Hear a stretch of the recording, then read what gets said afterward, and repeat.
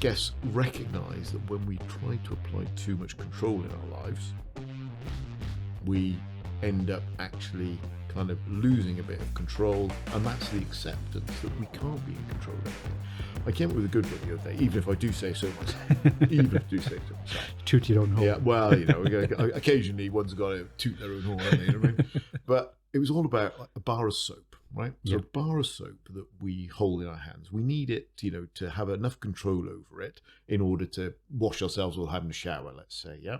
But if you squeeze that bar of soap too hard, it's going to shoot out your hand. Yeah. And that's what we're talking about, sometimes with our attempts at controlling everything.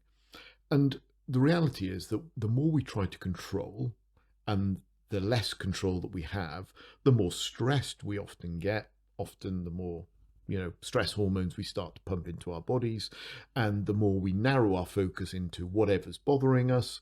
And, eventually, if most people kind of have, I have this concept like a stress bucket. Yeah. We all have a point at which we get really stressed and then that sort of explodes. So I talk about this stress bucket, right? So if our stress bucket gets to a certain level and we're allowing it to get to that level because we're trying to overly control our life or existence or our thoughts or whatever's going on for us, once that overflows, guess what happens? Yeah. People start, ranting and raving, road rage, arguments with partners, getting cross with the children, whatever it might be, throwing a wobbly at work,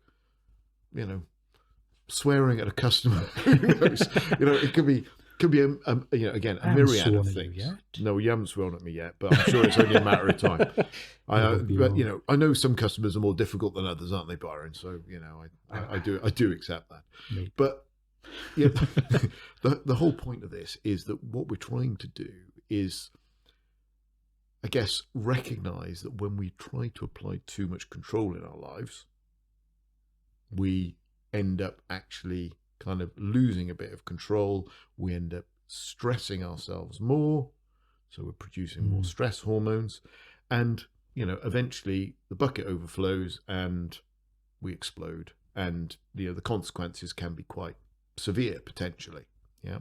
So what we try to do with this stuff is to minimize, or keep the stress level at a level where it's kind of bouncing up and down between, a minimum and maximum, never completely empty because that's unrealistic in life, but never completely full and overflowing. And another way that I like to describe it is that, we want to get our brains to be a bit like a spring, so that stuff happens in life that will cause the spring to compress or the spring to stretch, but we want it to come back to the kind of the same shape after a particular event is over.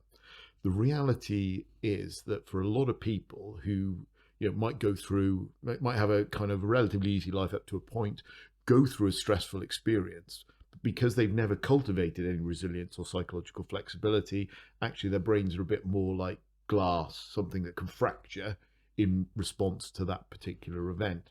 So whilst what I talk about isn't necessarily just about dealing with stress in the moment or dealing with anxiety or depression or whatever it is in the moment, it's also about prevention and actually building up the skill set so that when, the difficult situation does happen, you're already in a position to deal with it better.